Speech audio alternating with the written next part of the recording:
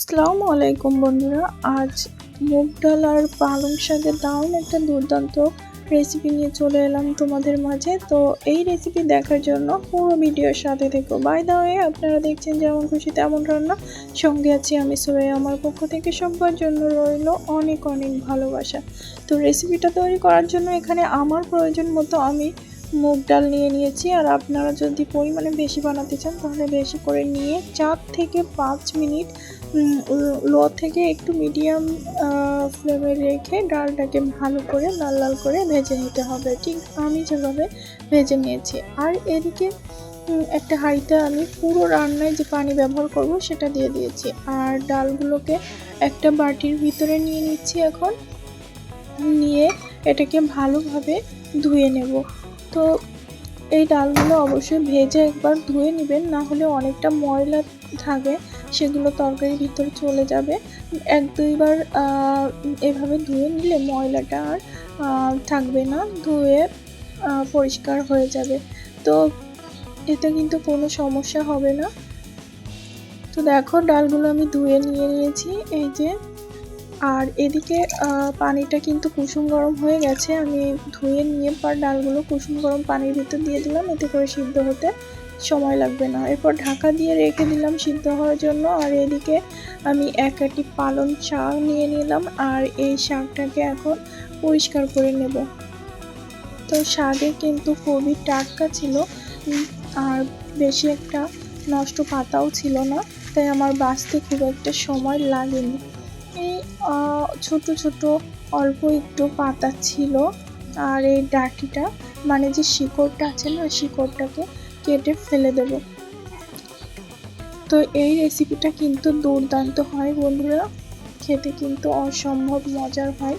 তোমরা ভাতের সাথে, রুটির সাথে, পরোটার সাথে চোখ বন্ধ করে খেতে পারো, খুবই টেস্ট পাবে।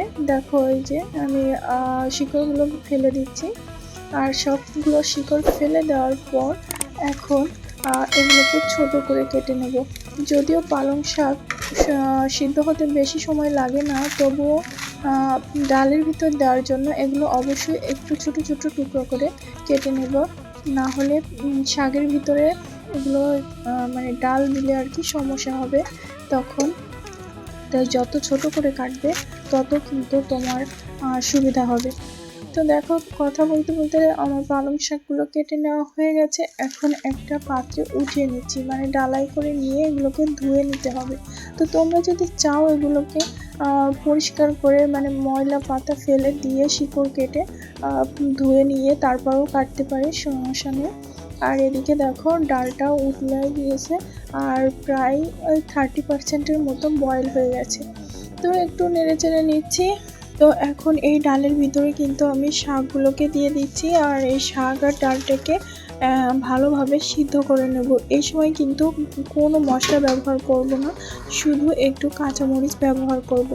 তো এই যে দেখো আমি নেড়ে চেড়ে এখন কিন্তু এটাকে ঢাকা দিয়ে দেব। তো এই মুহূর্তে কাঁচামরিচটা দেবো না, কাঁচামরিচটা আরও একটু পরে দেবো। তো এখন ঢাকা দিয়ে এটাকে সিদ্ধ হতে দিলাম। আর অন্যদিকে একটা মশলা রেডি করে নিচ্ছি, যা কয়েক টুকরা আদা দিয়ে দিলাম, আর দিয়ে দিচ্ছি 1 চামচের মতো জিরা। তো এরা আর এই আদাটাকে ভালো করে পেস্ট করে নেব। তো দেখো এদিকে কিন্তু আমি কাঁচামরিচগুলো দিয়ে দিয়েছি, বাট স্কিপ হয়ে গেছে বন্ধুরা।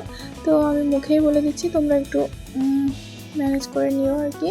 তা এখন একটু নাড়াচাড়া করে নিচ্ছি। আর এ পর্যায়ে আমার ডাল, পালং শাক সব কিছু কিন্তু পারফেক্টলি সিদ্ধ হয়ে গেছে। আর এখন এটাকে নামিয়ে নেব। তো নামিয়ে নেওয়া এক সাইডে রাখার পর আমি আরেকটা কড়াই বসিয়ে দিয়েছি, আর দিয়ে দিচ্ছি সাদা তেল। তো সাদা তেল দিয়ে এর ভিতর একটা পেঁয়াজ কুচি দিয়ে দিচ্ছি। আর এই পেঁয়াজটাকে কিন্তু বেশি করে ভাজবো না, তোমরা দেখতে থাকো তাহলে বুঝতে পারবে আমি কতটুকু ভাজছি। তো আমাদের অনেক বাচ্চারাই আছে কিন্তু এই শাকটা খেতে চায় না, আবার ডাল অনেক পছন্দ করে, আবার ডাল খেতে চায় না, শাক পছন্দ করে, এরকম অনেকেই আছে, বা বাচ্চারাও আছে। তো তাদের জন্য রেসিপিটা একবার হলেও করে খাবে, তাহলে কিন্তু এর টেস্ট ভুলতেই পারবে না, বারবার করে খেতে ইচ্ছে করবে। তো দেখো আমি পেঁয়াজটা কিন্তু হালকা রং আসতে শুরু করেছে, সে পর্যায়ে টমেটোগুলোকে দিয়ে দিয়েছি। আর টমেটোগুলো দিয়ে এখন একটু নেড়ে চেড়ে নিচ্ছি। টমেটোগুলো যেই নরম হয়ে আসবে তখনই এখানে বাকি মশলা আমি অ্যাড করে দেব।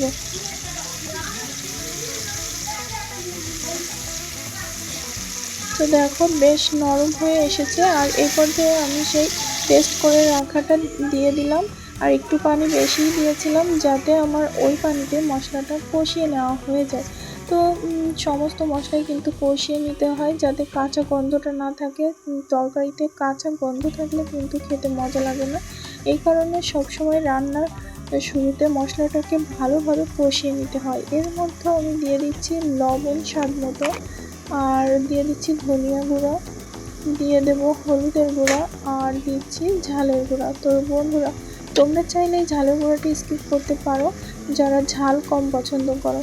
যেহেতু আমি ঝাল পছন্দ করি তাই একটু ঝাল দিয়েই রান্না করি আমার টেস্ট বুঝে। তোমরা তোমাদের টেস্ট বুঝে ঝাল ব্যবহার করবে। তো দেখো মশলাটা বেশ ভালোভাবে কষিয়ে নিয়েছি, তেল ছাড়তেও শুরু করে দিয়েছি। এ পর্যায়ে সিদ্ধ করে রাখা পালং শাক আর ডালটা দিয়ে দিলাম। তো এই রান্নাটা কিন্তু তোমরা মসুর ডাল দিয়ে করতে পারো, তবে এই ডালের কিন্তু বেশি ঘ্রাণ হয় আর খেতে খুব বেশি মজা লাগে। মসুর ডালের অতটা বেশি ঘ্রাণও পাবে না, আবার মজাও লাগবে না। তবে এই ডালটা দুর্দান্ত হয়, মানে মুগ ডালটা দিয়ে রান্না করলে দুর্দান্ত হয় এই পালং শাকের ডালটা। তো দেখো বেশ সুন্দর করে নেড়ে চেড়ে নিয়েছি। আর এতে যে পানি দিয়েছি ভেবো অনেক হয়ে গেছে, কেননা এখনও রান্না অনেকটাই বাকি। তো দেখো প্রায় 15 মিনিট পর আমি এটাকে হাই ফ্লেমে জাল করে এরকম একটা টেক্সচারে নিয়ে এসেছি। তো তোমরা যদি আরও একটু পাতলা খেতে পছন্দ করো তাহলে আরও আগে কিন্তু জালটা অফ করে দিতে পারো।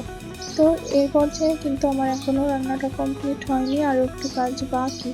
তো অন্যদিকে আমি একটা ফ্রাই প্যানে হালকা করে তেল, মানে অল্প একটু তেল দিয়ে দিয়েছি। দিচ্ছি 2টা শুকনো মরিচ ভেঙে দিয়ে দিচ্ছি, রসুন কুচি দিয়ে ভালোভাবে এটাকে ভেজে নেব। তো এর সাথে আরও একটা মশলা অ্যাড করবো, তবে আমি এই রসুনগুলো ভালোভাবে ভাজা হয়ে গেলে তাই। তোমরা এই পর্যায়ে কিন্তু সরিষার তেলটাও ব্যবহার করতে পারো, এতে ঘ্রাণটা ভালো আসবে। তো আমি সরিষার তেলের বদলে এখানে সাদা তেলটাই ব্যবহার করছি। তো দেখো বেশ ভাজা ভাজা হয়ে গেছে। আর এই পর্যায়ে আমি এখানে দিয়ে দিচ্ছি 5 ফোড়ন। তো 5 ফোড়নটা দিয়ে কিন্তু আমি জাল করবো না, এভাবে নাড়তে নাড়তেই নামিয়ে নিচ্ছি। নামিয়ে নিয়ে সোজা দিয়ে দিচ্ছি ডালের ভিতরে। দেখো এবার কিন্তু বেশি সময় আর জাল করা যাবে না, এই হাফ মিনিট কি 1 মিনিট মতো এটাকে জাল করে নামিয়ে নিতে হবে, যাতে ফোড়নের ঘ্রাণটা টোটালি ভালোভাবে থাকে। জাল হলে কিন্তু ফোড়নের ঘ্রাণটা চলে যায় বন্ধুরা। তো দেখো এই পর্যায়ে আমি এটাকে নামিয়ে নিচ্ছি, মানে গ্যাসের ফ্লেমটা অফ করে দিয়েছি। দেখো যেমন দেখতে সুন্দর হয়েছে, খেতেও কিন্তু দুর্দান্ত হয়েছে বন্ধুরা।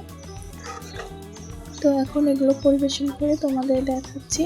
তোমরা কিন্তু রুটি, পরোটা, ডাল সব কিছুর সাথে এভাবে বানিয়ে খেতে পারো, খুব মজা লাগে। বাই দ্য ওয়ে আপনারা দেখছেন যেমন খুশি তেমন রান্না, সঙ্গে ছিলাম আমি সুরাইয়া।